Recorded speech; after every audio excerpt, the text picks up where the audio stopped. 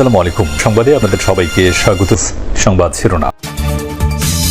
দুর্নীতি ও মাদকমুক্ত দেশ গড়তে চায় বিএনপি। নিরাপত্তা নিশ্চিতের পাশাপাশি তৈরি করা হবে নতুন কর্মসংস্থান।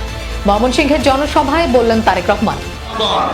সেই জনগণের ইচ্ছা মতন যাতে আগামী দিন এই দেশ সামনে চলতে পারে, সেই ইচ্ছার প্রতিফলন বা বাস্তবায়ন যাতে হতে পারে, সেই জন্যই দরকার ভোটের অধিকার। দক্ষিণ পশ্চিমাঞ্চলের কয়েক জেলায় জামায়াতের নির্বাচনী জনসভা। গণভোটে হ্যাঁ এর পরাজয় হলে হেরে যাবে বাংলাদেশ, বললেন আমির।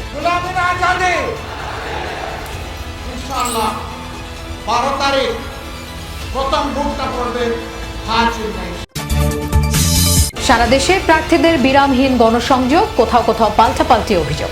নিরপেক্ষতার প্রশ্নে কোনো ছাড় নয়, সতর্ক করলেন ইসি সানাউল্লাহ।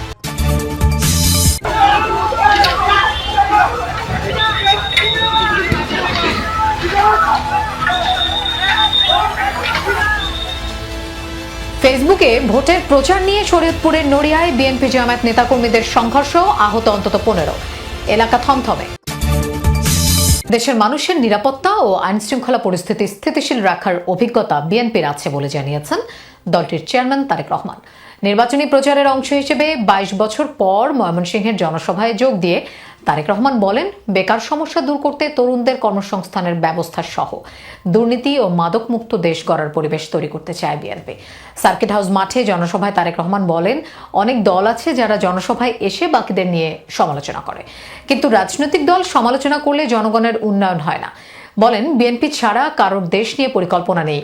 জানান, বিএনপির অভিজ্ঞতা আছে কিভাবে দুর্নীতির লাগাম টেনে ধরতে হয়। অভিযোগ করেন, বিএনপির বিরুদ্ধে একটি রাজনৈতিক দল পালিয়ে যাওয়া স্বৈরাচারের ভাষায় কথা বলছে। এই জনসভায় যোগ দিয়েছেন বিভাগের 4 জেলার নেতাকর্মী ও সমর্থকরা।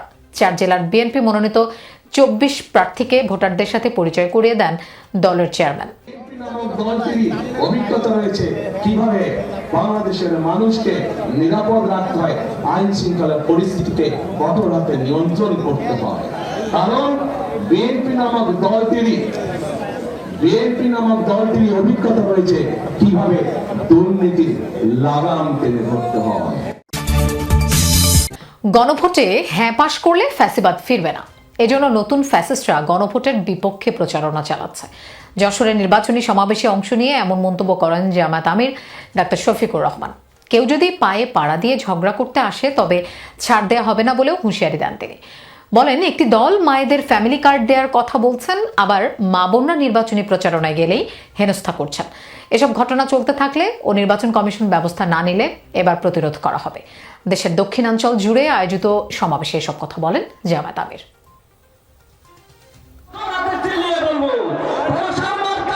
নির্বাচনী প্রচারণার ষষ্ঠ দিনে দেশের দক্ষিণ পশ্চিমাঞ্চল জুড়ে পথসভা ও জনসভায় অংশ নিচ্ছেন জামাত আমির ডাক্তার শফিকুর রহমান। দিনের শুরুতেই যশোর ঈদগাহ মাঠের জনসভায় অংশ নেন তিনি। জনসভায় জামাতের সেক্রেটারি জেনারেল অধ্যাপক মিয়া গোলাম পরোয়ার বলেন, একটি অপশক্তি জুলাই সনদ বাস্তবায়ন না করে আবারও দুর্নীতি অপশাসন ফিরিয়ে আনতে গণভোটে না এর পক্ষে ক্যাম্পেইন করছে। গণভোটে নাতে ভোট দেওয়ার জন্য ভিতরে ভিতরে ক্যাম্পেইন করছে। আমরা গণভোটে সবাই হা বলবো। হাতে ভোট দেওয়া মানে দুর্নীতির বিরুদ্ধে ভোট দেওয়া। জনসভায় প্রধান অতিথির বক্তব্যে জামাত আমির বলেন, একটি দল মহিলাদের হাতে ফ্যামিলি কার্ড দেওয়ার কথা বলে আবার মা বোনদের গায়ে হাত দিয়ে হেনস্থাও করছে। তাই তারা যতই প্রলোভন দেখাক তাদের কাছে মা বোনেরা নিরাপদ নয়। ভোট চাওয়ার জন্য বের হচ্ছেন, একদিকে ফ্যামিলি কার্ড আর একদিকে মা বোনদের গায়ে হাত। দুইটা তো একসাথে চলে না। এ দিয়ে কি বার্তা দেওয়া হচ্ছে জাতিকে? বার্তা দেওয়া হচ্ছে আগামীতে এমন কোন দল যদি ক্ষমতায় আসে যারা এখনই গায়ে হাত দেয়, তাদের কাছে বাংলাদেশের একজন মা বোন নিরাপদ হবেন না। পুরোনো ব্যবস্থায় আর ফিরে যেতে চায় না। গণভোটে হা মানেই হচ্ছে আজাদি, গণভোটে না তার মানে হচ্ছে গুলামি। গুলামি না আজাদি, গুলামি না আজাদি। এরপর হেলিকপ্টার যোগে সাতক্ষীরার জনসভায় অংশ নেন জামাত আমির ডাক্তার শফিকুর রহমান। বক্তব্যে তিনি বলেন, ছাত্র সংসদ নির্বাচনগুলো বলে দেয় দেশের মানুষ পরিবর্তনের দিকে মুখিয়ে আছে। তিলে তিলে জ্বলে জ্বলে দেশপ্রেমের কঠিন পরীক্ষা দিয়ে অন্যায় এবং আধিপত্যবাদের কাছে মাথা নত না করে নিজ দলের নেতারা দায়িত্বশীলরা যেখানে হাসি মুখে ফাঁসির কাস্টে গিয়ে দাঁড়িয়েছেন, সেই দলকে আপনি ভাই ভয় দেখাবেন না। এ সময় জামাত আমির বলেন, ক্ষমতায় আসলে প্রতিবেশীদের সাথে সমতার সম্পর্ক থাকবে, প্রভু হিসেবে কাউকে সুযোগ দেবে না জামাত। অবহেলিত দক্ষিণাঞ্চলের সড়ক উন্নয়ন, বিশুদ্ধ পানি সরবরাহ ও বন্ধ হওয়া কলকারখানা চালু সহ নানা প্রতিশ্রুতিতে নির্বাচনী প্রচারণা চালাচ্ছেন জামাত আমির ডাক্তার শফিকুর রহমান। একই সাথে দুর্নীতির মধ্য দিয়ে যেসব অর্থ দেশের বাইরে পাচার হয়েছে সেসব অর্থ দেশে ফিরিয়ে এনে দেশের কল্যাণে কাজে লাগানোর প্রতিশ্রুতি দেন জামাত আমির। দর্শক, কক্সবাজারে নির্বাচনী সভায় বক্তব্য দিচ্ছেন বিএনপির স্থায়ী কমিটির সদস্য সালাউদ্দিন আহমদ। আমরা সরাসরি চলে যাচ্ছি সেখানে। মাতামহরীর পাড়ে বসবাস করবেন আর মাতামহরীর বন্যাকে ভয় করবেন, এটা হতে পারে না। যদি মাতামহরীর পলিমাটি না পড়ে আপনাদের এখানে পাতা চাষ হবে, অন্যান্য উন্নত মানের খেতি সবজি হবে, এটা আমাদের জন্য সৌভাগ্য, আমাদের দুর্ভাগ্য নয়।